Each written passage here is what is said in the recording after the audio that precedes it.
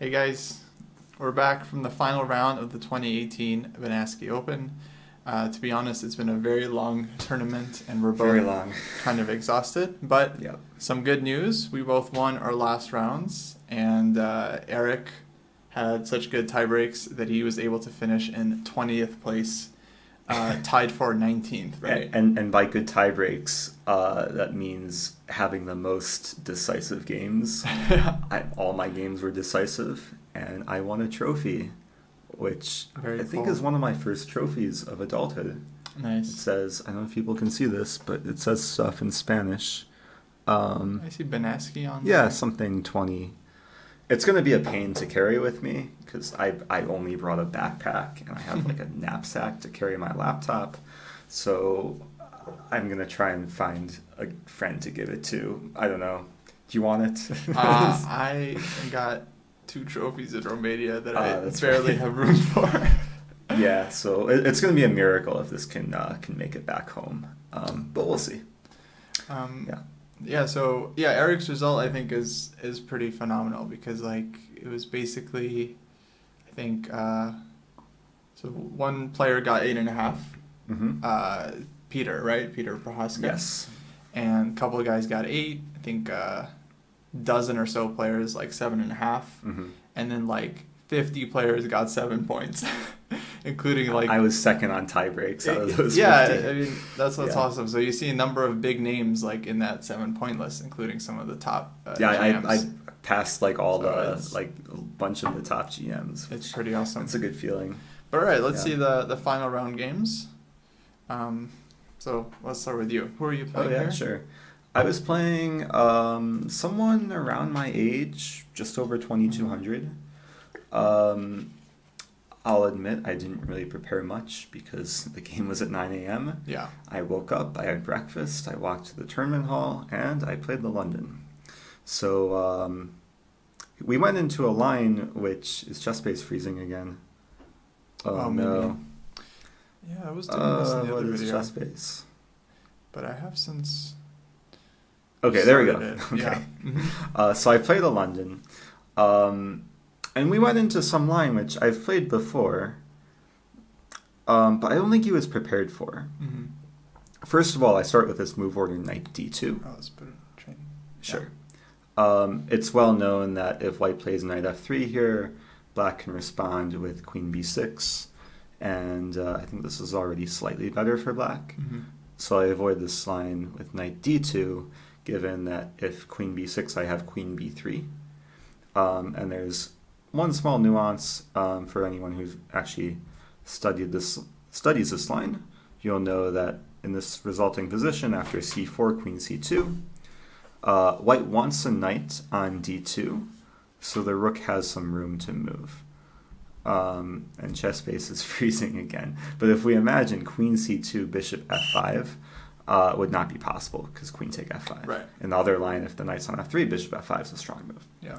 So going back, I play knight d2, and then he takes, I take, and then he plays bishop f5. So this is a main line. I have a feeling this is recommended somewhere, in a book, because I think a lot of people play this. You've been seeing it a lot. Yeah, but I'm not sure where it's recommended. Mm-hmm. And as far as I know, this is just slightly better for white. After queen b3, queen c8, knight gf3, e6, and now a very key move, knight h4. Just positional move, getting the bishop pair. Really nothing black can do to stop it.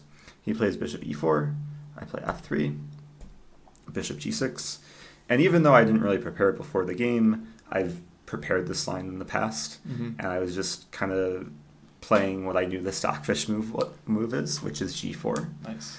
And as I was inputting this game, I realized I actually had played this before. I have a game in this in the database, but my opponent, I'm certain, did not see it because he was already thinking around this point. Mm-hmm. So it was kind of funny that I kind of forgot, and he could have been a lot more prepared for this game. And the position we got was kind of weird, where it was probably would have been good for both of us to be more prepared.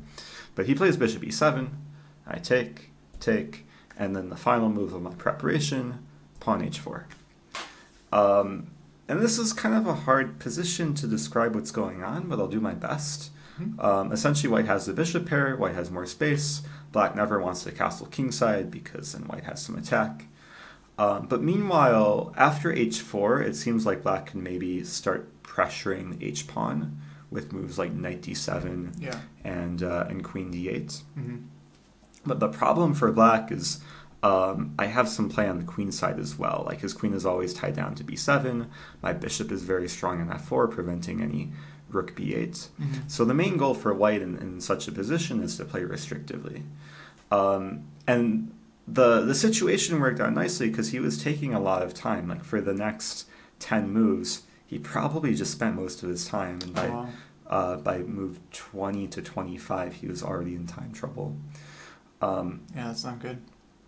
So I didn't realize it like at the time until much later in the game, but I realized I picked a good type of position kind of to go against my opponent's style, where there's a lot of tension and he clearly had some maybe some time management issues with moving too slowly. I see. So he plays knight d7, kind of dual idea to open up the bishop to attack the h-pawn and to bring the knight to the queen side. I play bishop g3, knight b6, and a4. I was feeling pretty good here because a5 is coming and his knight doesn't really want to move back and he can't play a5 himself because the knight would be hanging. Yeah. But then he came up with a good move. He played queen d7, which is actually very logical. It has the idea of knight c8 to d6. Right. And in these types of structures, the knight is actually very well placed on d6. He might even want to play bishop d6, trade off bishops, and then knight d6. So then I took a long think, and I was trying to... First of all, I identified black's plan as knight c8, knight d6, and then something like queen to d8 to attack the h4 pawn, which could be annoying. So I was thinking here, okay, if I get like 2 or 3 moves in a row, what's kind of my best setup? And I ultimately decided to play bishop d3 with the idea that if he plays some idea like knight c8 to d6 and queen d8, I'll just be in time to play king f2, rook h2, and rook a h1 to support the pawn and go for h5. It's a good plan. So, yeah. I think I took too long. I probably took 10 minutes to play bishop d3, but at least I was comfortable here. He played bishop d6, which I kind of forgot he could play first. Initially, moves like bishop d6, I want to meet with f4 to just grab more space to put the knight on f3. The problem is, if I play f4 in this position, he has a very strong response. Black to move and destroy white. Oh man, it was the first move I looked at. G5? Yeah, I realized this instantly, that g5 is incredible. Like 2 pins and it's just a fork. Like he's forking my pawns. Right. It's hard to, I can't defend f4. Yeah. Like if I play rook f1, then I lose h4. Right. So I was kind of sad that I couldn't play f4 here. And then I had to figure out what to do because I didn't really want to trade on d6. So I came up with this move, king f2. Okay. So I realized my king is completely safe. Yeah, even if he takes on g3, I take back. Take care of itself. Yeah. Yeah, it's an independent being.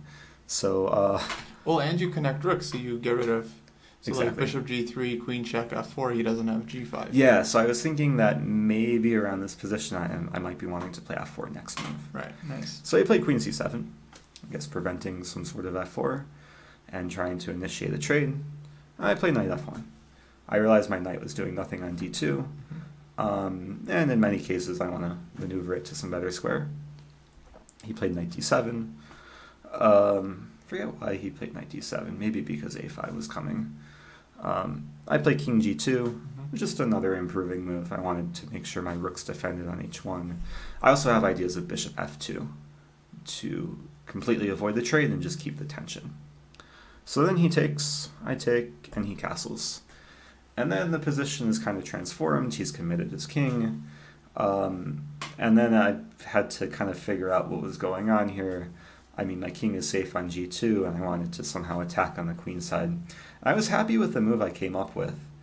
I probably played the most aggressive move here, which is actually a pawn sacrifice, a5. Oh, nice.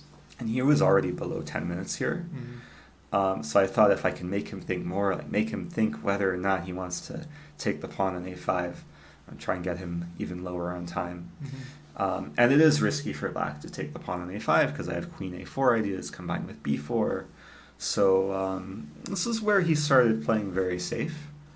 I think some of the next moves he played were maybe a bit overly cautious. He started with a6. I don't know if this is necessary. I mean, I did want to play a6, but then he could respond with b6. And now I have a potential hook in the position. Yeah. So I play queen a4. Before b5. Exactly. Yeah, I don't like this a6 move. Yeah, and now he has to take further measures to defend. Yeah. He starts with king b8, b4. Then he has to play this move knight a7, which is perhaps not ideal for black, but it does slow down my attack.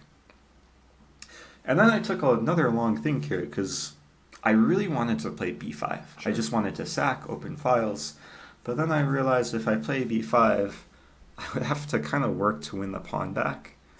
Like he could take, I would play queen b4. Wait, why can't you take on b5?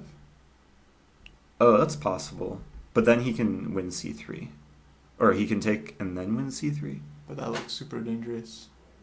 Maybe. Yeah. Or he has like queen c6.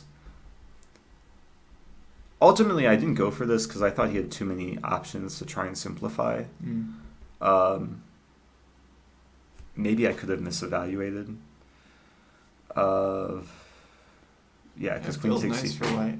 I mean, queen takes c3 is actually a bit complex because he has queen d2 ideas. I think I was envisioning some lines like this where if I play a6, queen d2 comes. Wait, but rook... He has b6 always. I mean, rook hb1. hb1. Queen... Okay, now h4 is hanging. But you want to play king f1? No, just knight e2. Just defend. And that is a mate threat. Queen c2, knight e2, queen c7. And then like maybe a6. Feels like it's just like... Yeah, visually it white looks should be breaking through. Queen c7, a6. I didn't calculate this far. b6. Yeah, rook c1. Rook c1, queen d6, queen. Rook c6 is coming. Yeah. Yeah, this is great for white.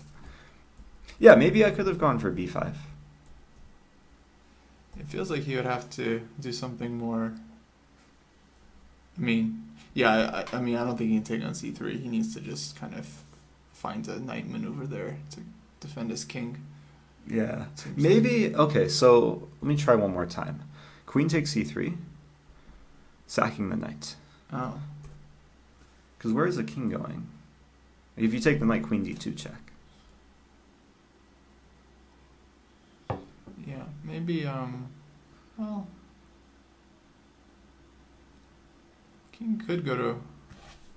Like h3? Like f1. And you give queen d3 check, king f2, queen d2, knight e2. That's possible. Kind of like zigzag. I mean, I feel like white could also play a move like knight e2 here, just to kind of... Yeah. Yeah, it's possible. I don't know, let me show what happened in the game. Yeah. Because I wanted to keep things more controlled. Right. Because I didn't want to like put myself in a situation where I could be over pushing. Yeah. So I just played knight e2, defend c3. Yeah, I mean, position still looks really good. Yeah, with this structure I have space on the queen side, on the king side. And he played queen c6. Oh, this is where I wanted to play b5. Maybe I was confusing the moments. And now b5 would be a pawn sacrifice. Yeah, big time. But then I don't know if I made the right decision, but I at the time I thought I was making a practical decision to just trade queens and play this endgame.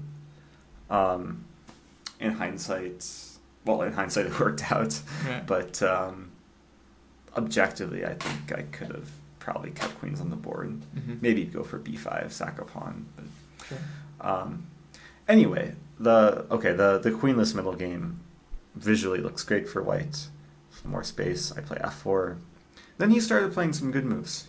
Played knight f6, king f3, and then knight e8. Very strong maneuver to get to d6. This is what I like to call the Capablanca knight. If the knight lands on d6, this is what Capablanca used to do. It combines very well with the pawn structure. Yeah, super strong. Yeah. So I play rook h3. I just allow him to do whatever he wants to do with the knight. I wanted to push my h-pawn, but first double up. And then this was another moment he just started playing, I think, over cautiously or just too passively. I guess he was taking way too many precautions against this h5 idea. He started with rook h6. I play h5, and then he played rook h8. Maybe this is playable. I feel like he had some perhaps better options. Because now I go for knight g3. And he's a bit tied down, just because like his rooks are just in pure defense mode. Right. He doesn't have knight e4. But he's still doing okay. Like in the game, he plays knight e7. I play king g2, making sure my rook on h3 is defended enough times. And now he plays f5. And the problem for me is that knight e4 is coming, and it could very quickly simplify. At this point, he was already like below a minute, and I had 10 minutes. So I took a long think here because there's a lot of candidate moves. Yeah, this is a lot of options. It's a weird position. Very strange pawn structure. Yeah. Ultimately, I decided to put all my pawns on dark squares. So g5. G5, rook h7, h6. Because I didn't want his knight on e7 coming into the game. Right. Now his knight on e7 is just restricted by its own pawns. Yeah. And I was looking at some lines. Well, okay, let me first explain what happened in the game, because he just blundered here. He had like 30 seconds to make his next move, and he played... he just played a bad move, knight to g8.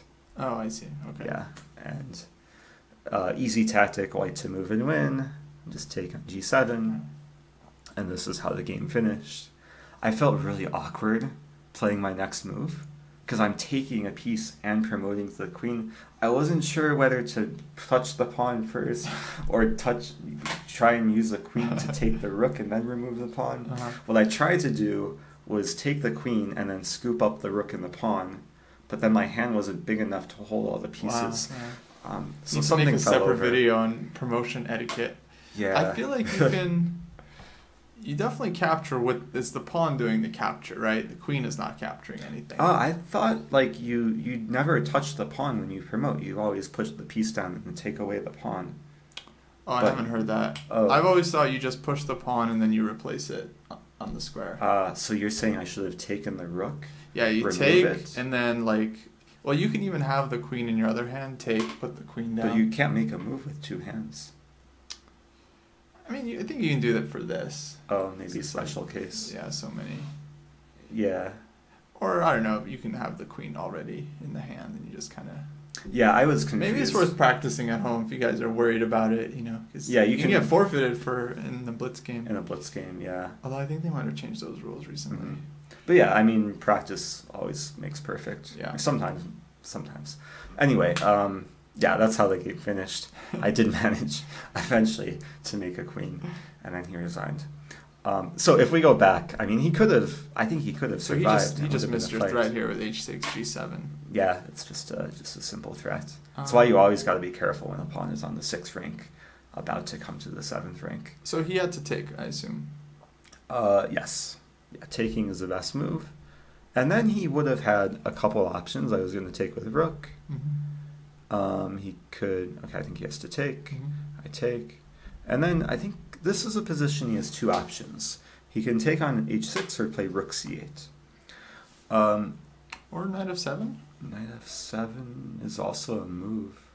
I completely forgot about knight f7. Knight f7 is probably just a draw. Probably equal, yeah. Yeah, because how do I break through? Unless I can get a knight to e5, it's still probably drawish. Yeah, this is just... But you could have taken with the pawn, I mean, like, even here. Although the problem is knight f7 and knight g8. F7. Oh, so you're losing. Yeah. I forgot about knight f7. Wow. I was only thinking rook take h6 and then knight f7. Well, that's kind of lucky for me. That's the nature of time trouble, and also the nature of the last round. Yeah, I mean, this kind of thing happens a lot when someone's in time trouble. So it's not like, oh, they just made one blunder. Like, no, they burned their time in the wrong moment. And like, because these kinds of blunders, I mean, they happen to like super GMs. I mean, it's like... Yeah, it happens. So if he's gonna... This is like a risk that he accepted by running solo on time. Right. I would have tried to grind down the position, even if knight f7 happens, put my knight on f3 where I have access to h4 and e5, maybe at the right time play b5 and bring my bishop in. Yeah, you can bring your king to b4. Yeah. Or like, yeah, and try and walk in. So make him play another 40 moves on the increment. Yeah. So I was just calculating some line, like if he plays rook c8 here, which I thought is an interesting try, I would play knight e2, knight e4 looks natural. This is what I was calculating all the way back when I played g5. I was trying to figure out this position. Like I had calculated pretty deeply, like until this moment, where I saw the idea of rook f7 and rook f6.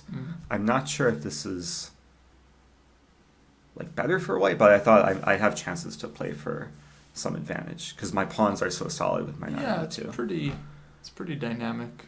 Yeah, and my rook coming to f6, it's hard for black to defend both the pawns. So anyway, yeah, it's really sharp. In a different universe, a zillion different things could have happened, but I managed to win. I had no idea I was playing for a potential prize. I thought 7 points would get me nothing. At some point in the game, I was thinking, okay, I'm probably okay with a draw. Oh, yeah, because the nature of the tournament, I don't know if we even mentioned this, but there was just 20 prizes. Yeah. And a lot of players vying, I didn't know there were 20 prizes going in to the tournament. I just assumed I wasn't getting anything. That's good. Yeah, you didn't have any extra pressure. But 20 prizes. 100 euros for 20th place. So yeah. Can buy some nice food, or I have to buy chocolate tomorrow. Just give gifts to people. Exactly. Yeah. All right, so my game was really interesting on the last round.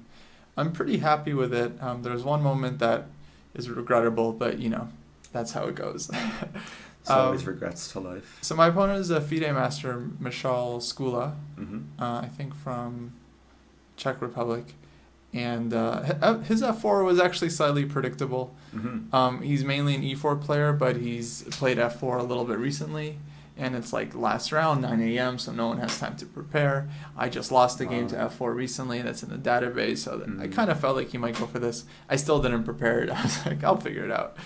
I actually have no idea what I would play against f4. I mean, I end up just kind of playing the main setup that white will play against the Dutch. Sure. Like the Leningrad Dutch. So one thing that I've heard that I don't really understand, but Jan Gustafsson from Chess24, I think he was doing like an opening clinic on this position, and he was basically saying like the extra tempo is like not useful at all for white. Wow.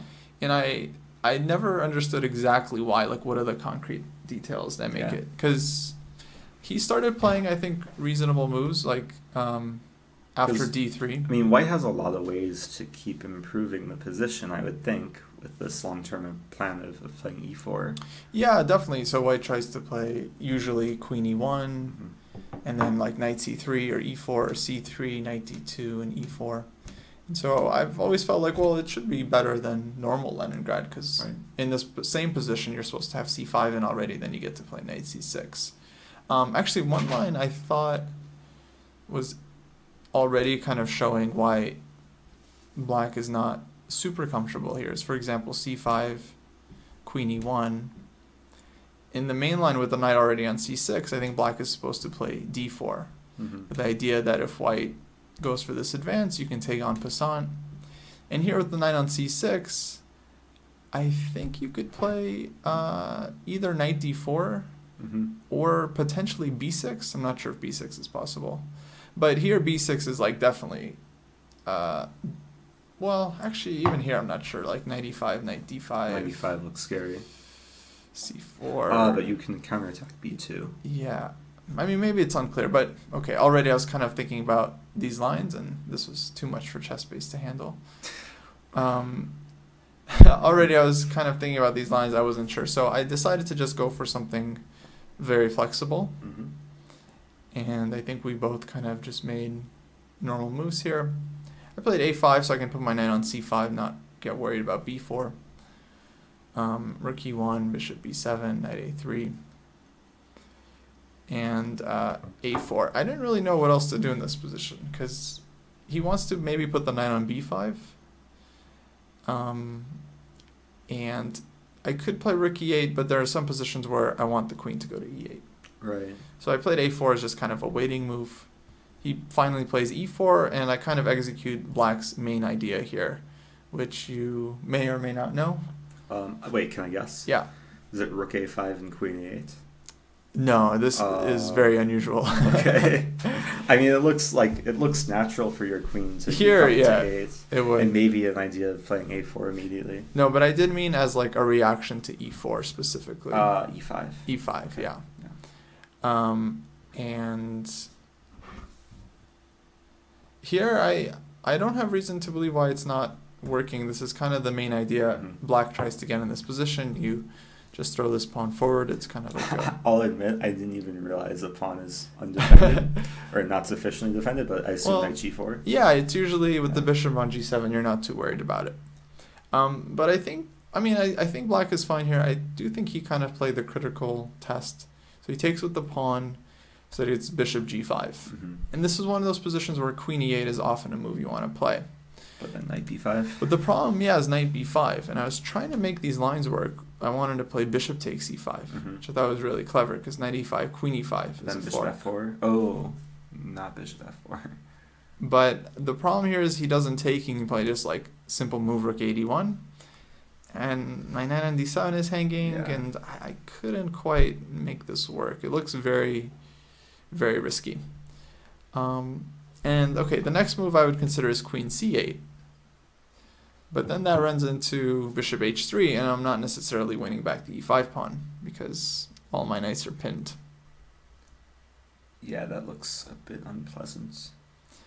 But you have like h5? Yeah, h5, I think I was thinking maybe bishop f4 or knight c4. Probably bishop f4. Rook e8.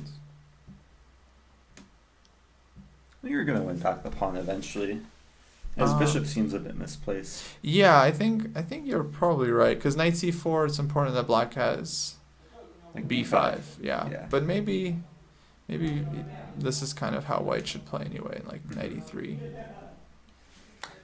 Huh. And then take on e5 with the knight. Take.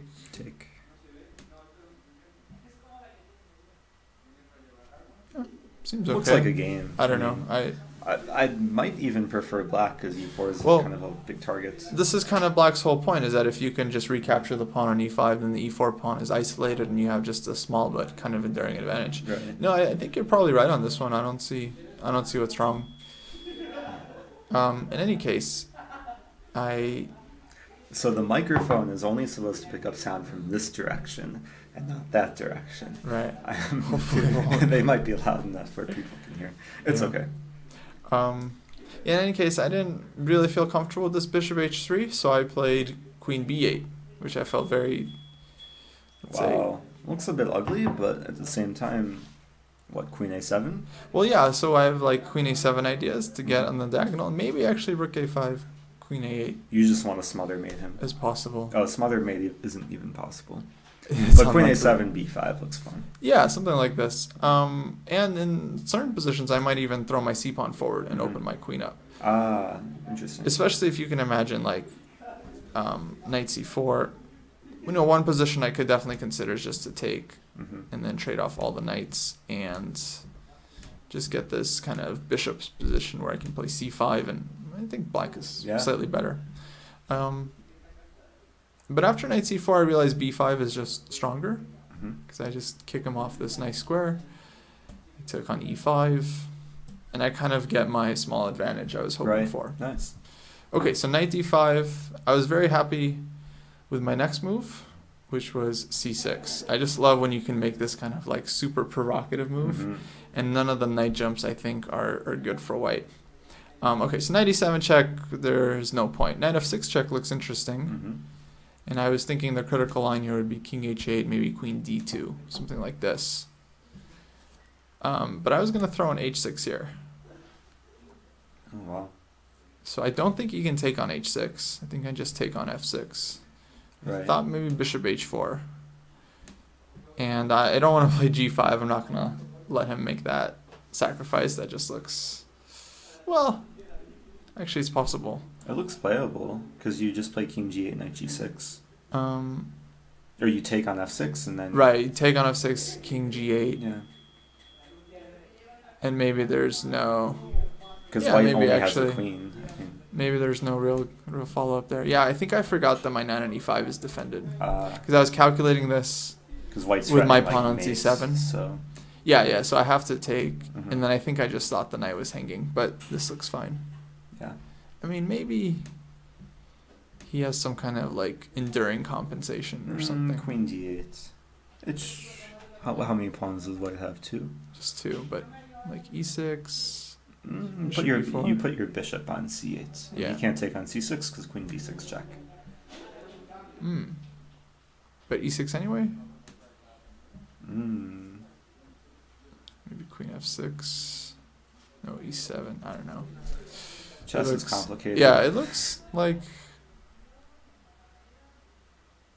think you would have queen f6 in that position. Yeah. And just put your queen on g7. But definitely still some play here, I feel like. Yeah, I mean... So I don't know. I guess I would have decided in the game. To be honest, just didn't even see that my knight is because I was kind of from here. So did he play knight f6 or no? No, he went back. But I thought that even if I don't play g5, I actually, like, he has no threat. So that's true. I can just do whatever I want. Rook d8, I don't know, queen c7. So I didn't really have to make that call here. Knight b4 came, which I think is fine because I don't think the knight should really go to f6. But now I just, start piling up. I give this check, queen c5, he drops back, rook d8. And I was looking to kind of grow my advantage, but I didn't really see anything special, so he kind of starts improving his position little by little. He gets to play b3. Chess space is almost dead. I put the knight back on e5, and then you play knight f4. So if he takes on e5, I'll take with my queen, and then he has a c3 weakness, e4 pawn. It's unpleasant, right? Yeah, c5 comes. Pawn structure. Bishop opens up. So knight f4. I improve the bishop. h3. Definitely a concession, but I think he had to make this move. Otherwise, bishop g4 is really annoying. h5. So this is kind of where you have to, like, play for a win without having a concrete plan. Right. I mean, sometimes you just keep the tension, like, let your opponent give you some opportunity. Yeah. I kind of figured he would trade the rooks because he has nothing else to do and he's in kind of time trouble, so, and then the endgame we end up getting was really interesting, and I think I ended up winning by just a thread. Okay, so rook d1, and I play king h7, so I just improve the king, and I say, okay, if you're going to take, I'll take the d-file. He does take and plays queen d2, but now it's like a little bit awkward, so queen a5. And I want to move the knight and attack the c3 pawn. He plays king h2. Yeah, white's pieces just look ridiculous. Like this bishop on g2, the bishop on c1, the queen on d2. Even if it goes to b2, it's like both fianchetto bishops are just bad. But still, I couldn't find a concrete way to, let's say, break through. I mean, I think I ended up doing the right thing. Okay, queen a7, try to get in. Queen e2. Threatening bishop e3, bishop d4. So now that's kind of like a real equalizer, maybe. So I decided it's time to go down and go for this endgame where his bishop is on b2. But I already saw I would have this resource knight d7, threatening b4. And I thought maybe knight d3 would come, but the line I saw here is I'm going to play knight b6, threatening bishop e6. And if e5, bishop f5...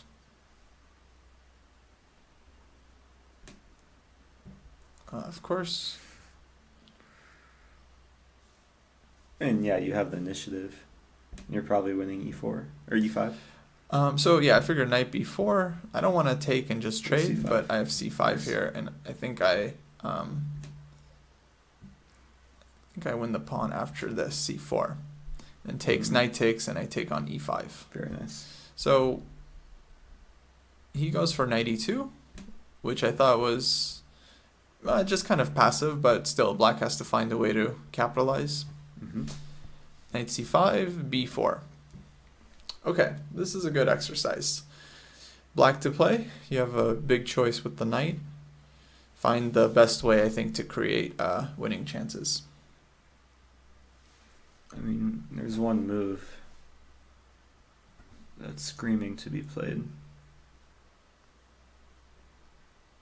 I'm not really calculating, though. I'm just seeing this move and just liking it. Guess I could calculate it.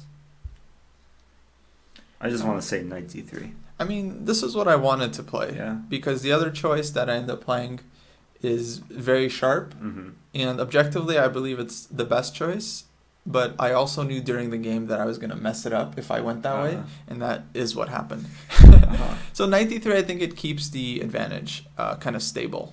Bishop a3 would be forced just to defend everything. And then I was thinking about knight e1 as a follow-up here. But my problem here is that if I play knight e1 and then take this bishop, this bad bishop that's not really doing anything yet. I don't think you want to trade. I think you want to somehow increase pressure. I got to keep it, right? Also, white will just put his knight on d4, and then if I ever trade, we get this opposite color bishop endgame. That's actually kind of annoying. Even if I win a pawn, it's going to be probably a very easy draw.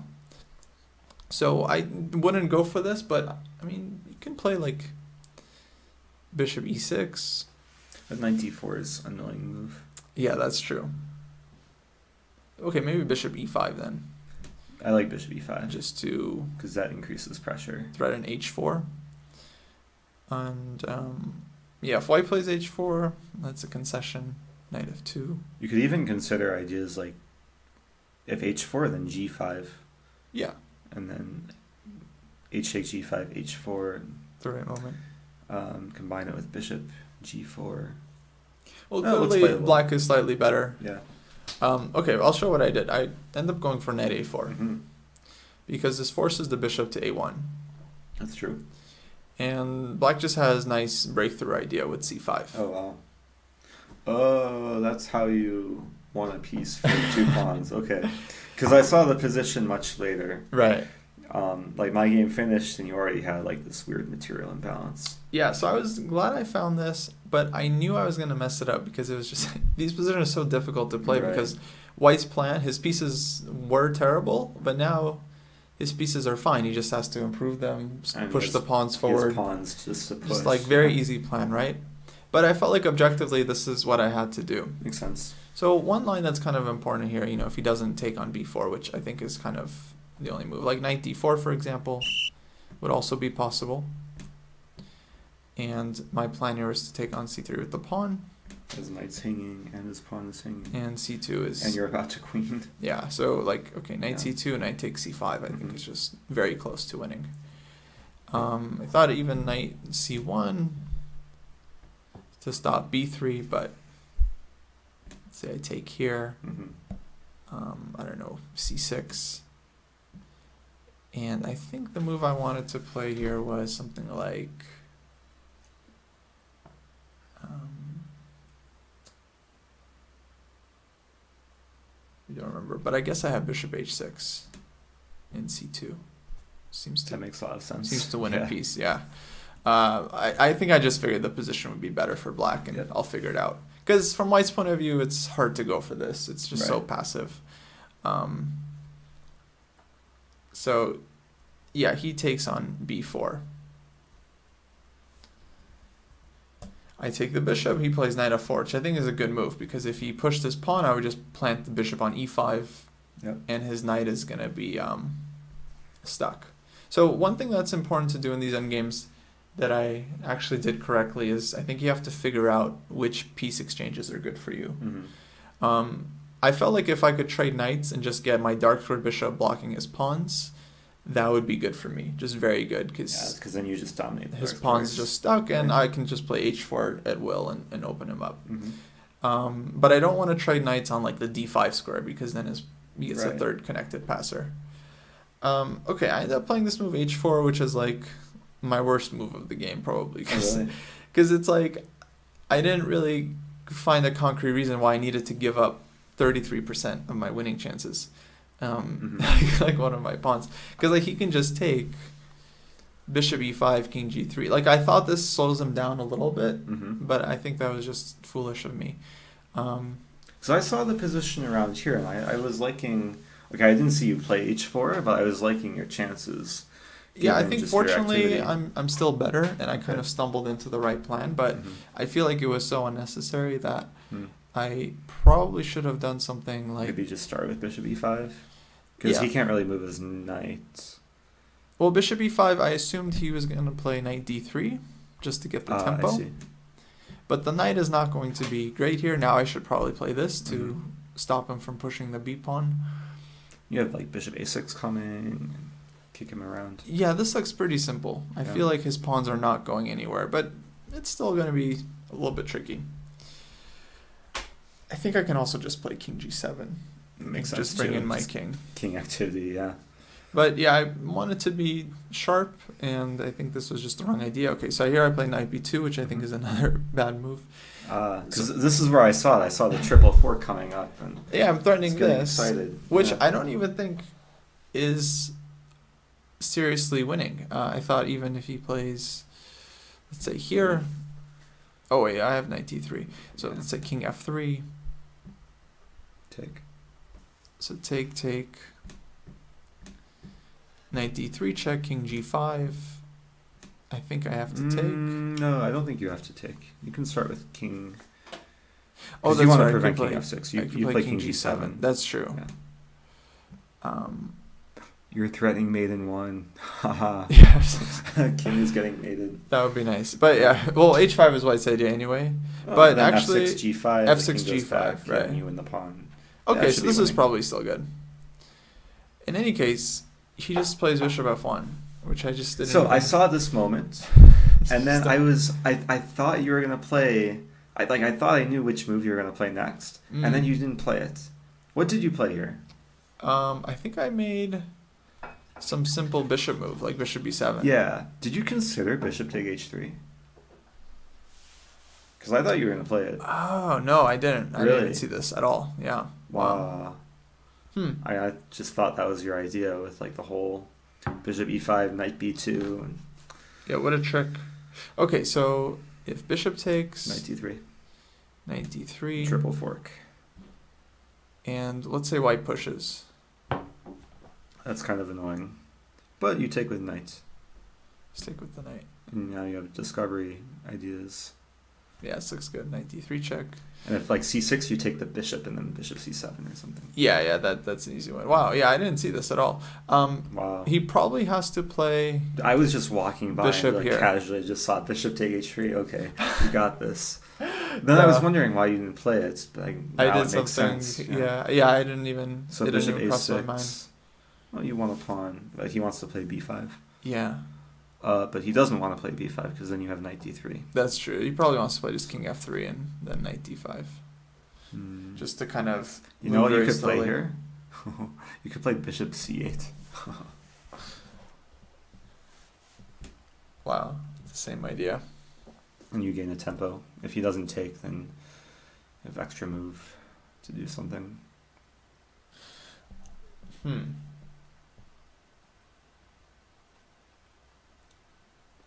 Wait, but here it takes knight d3, b5. Take with knight. Let's see. Here. Knight d3. Push. Bishop c7. Your knight and bishop coordinate well once the pawns get fixed on light squares. Yeah, I'm worried that I'm just maybe running out there's of still pawns. some technical challenges, but you have knight e5 here. And then bishop d8. Wait a minute. Is there mate again? Where's the mate? Oh, there's no mate. Yeah, I'll still have king f4 though. That's true. Looking for a mate. Or we could just bring the knight to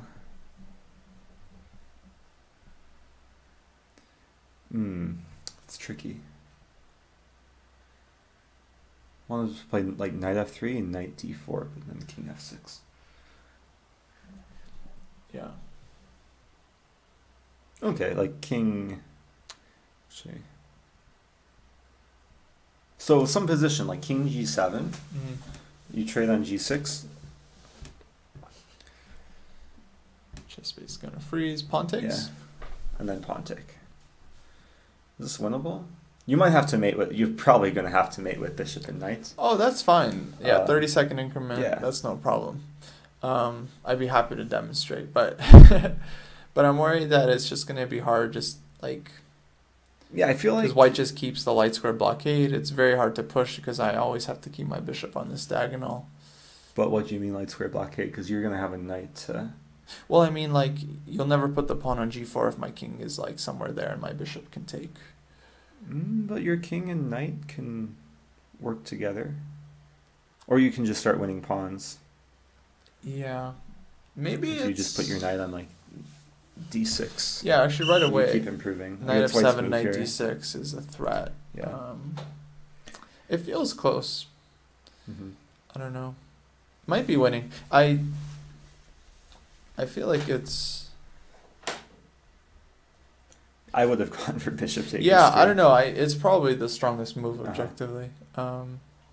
But it was amazing how I kind of stumbled into the right position. But bishop e7 looks normal. I mean, you keep the two bishops, which is what you want.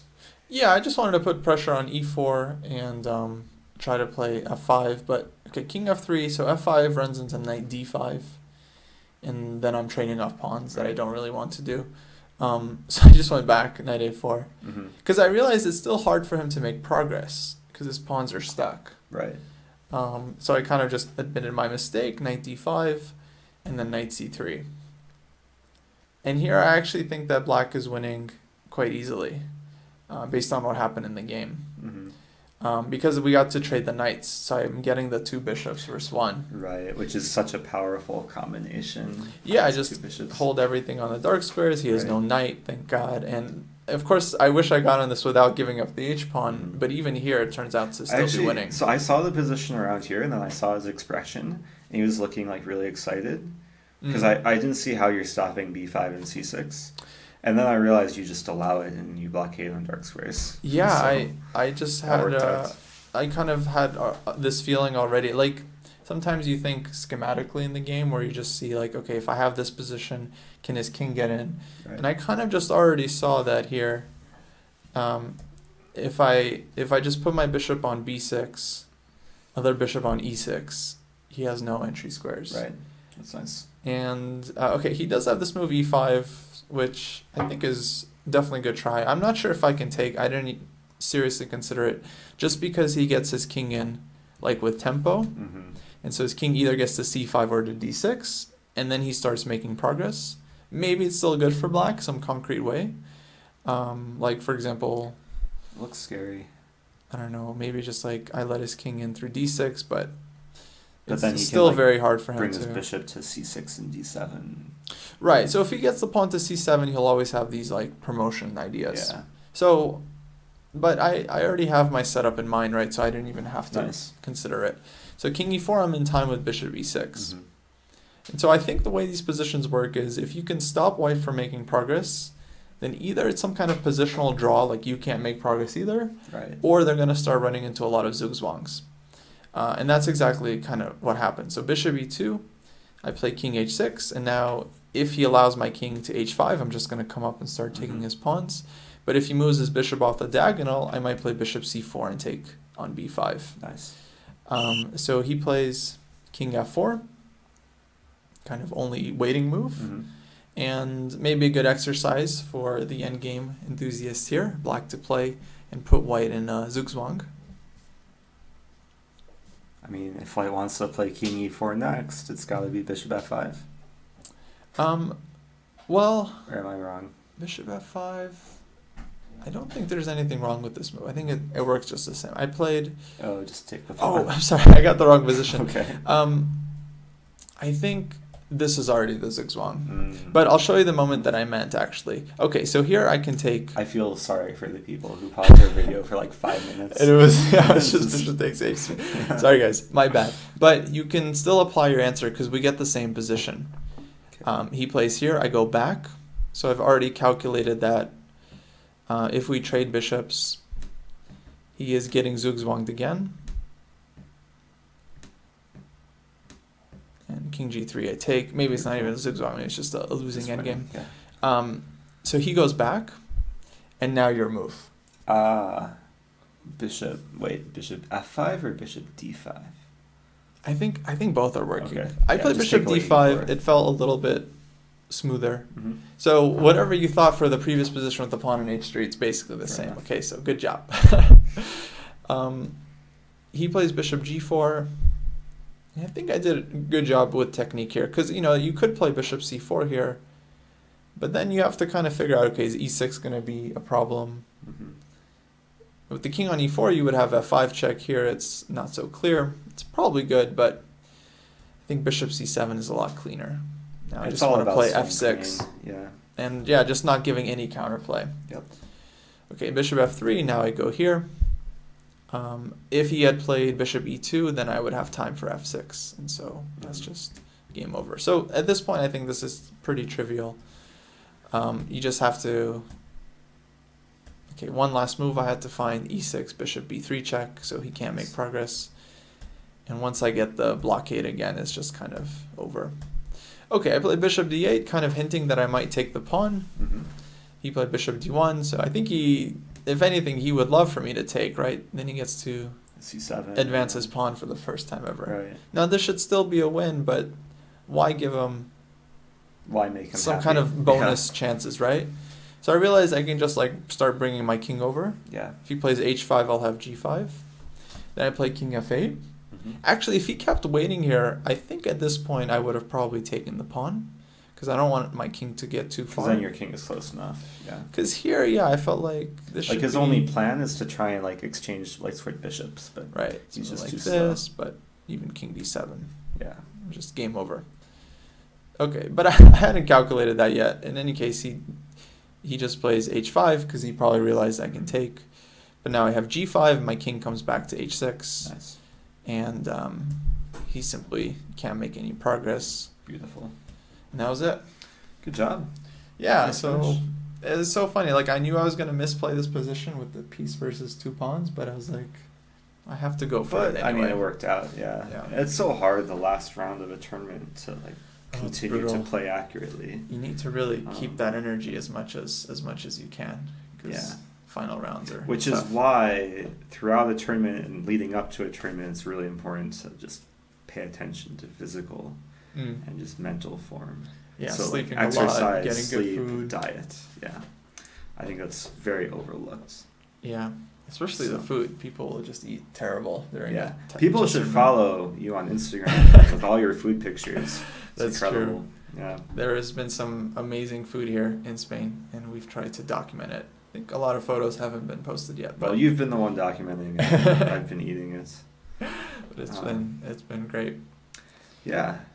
Well, this is our last video until who knows when. Maybe we'll do something. I don't know. When's the next time we'll see each other? Well, London. Okay. So World Championship. From here, yeah, I'm going to Chile for the Pan American Youth Championship. I'll be coaching the U.S. youth team. Will you be making videos there? Probably not. I'm not sure. I feel like there might not be time just with all like the preparation and going over games. But if I do have time, I'll try to make some highlights video or something. That'd be cool. Because it'll be my first time coaching, and that's going to be very exciting. Nice. And then after that, I'm going to be playing this IM Norm tournament in Montreal. So that's your next tournament. That'll be my next tournament, right at the beginning of August. Very nice. How about you? What are you doing next? My next tournament or my next... Or next event. Well, okay, the next stage of my life is I'm going to Prague for 10 days. There's actually a chess festival, the Czech Open, which has like an absurd number of side events. And they have so many variants that I've never heard of, so I'll probably play a few of those. Nice. My next actual tournament, I don't know yet. I got an email yesterday. I'm invited to the Illinois Open, free entry. Nice. So I might play in that. My next confirmed tournament is Australia. Oh, nice. I have to book tickets. That's I'm playing in 2 events in December. Yeah. But yeah, and then I go to St. Louis in August for about a month for residency. Be teaching, doing some photos, reporting for the Grand Chess Tour. Very cool. So yeah. Well, hopefully you guys enjoyed this. This was our second series. We played Benasque Open, and before that was the Fisca in Romania. So let's end with a question. Right. Question for you guys. If you've made it this far, congratulations. What sort of content would you like to see from us? We're both growing our YouTube channels. What would be interesting for you to see? Do you enjoy the game analysis? Would you like more specific, like Q&A, opening, something strategy? that a lot of people have mentioned already. So we'll just say this off the bat so they don't have to restate it. Sure. So a lot of the high-rated players that are watching the channel, like let's say 1,800 plus, 2,000 plus, they seem to be really enjoying these videos because they like the super in-depth analysis. They like seeing the thought process behind the preparation, choosing the opening. Preparation is actually particular an opponent. Because these kinds of things are usually not talked about so much because they're kind of secrets. Yeah. My personal philosophy is that I should just continue actively working on the opening, that I'm never just going to play the same thing twice without checking it very carefully. So I feel confident that I'm not going to get caught in someone's home cooking based on these videos, at least. Sure. I know other people, they really like seeing kind of the in-depth analysis, just like the whole game start to finish. Right. And they, in particular, so far I've seen mostly fans that we don't use the engine, at least not too much. You don't use it at all for your games. I sometimes check the really important moments. Engines, but yeah. So if you have something to offer other than those things, we would definitely love to hear from you. But I just wanted to highlight, because people have been very gracious with the comments saying exactly which we do appreciate. Enjoying so far, I've gotten to the point where it's hard to respond to every comment, but I see you're doing a good job keeping up. Yeah, gotta keep the fans happy. Okay, well, it's just after 1 a.m. I think we're gonna end it here, and then hopefully see you guys in the future sometime. Yeah, I'm sure people will be seeing us soon enough. Take care, guys. Adios.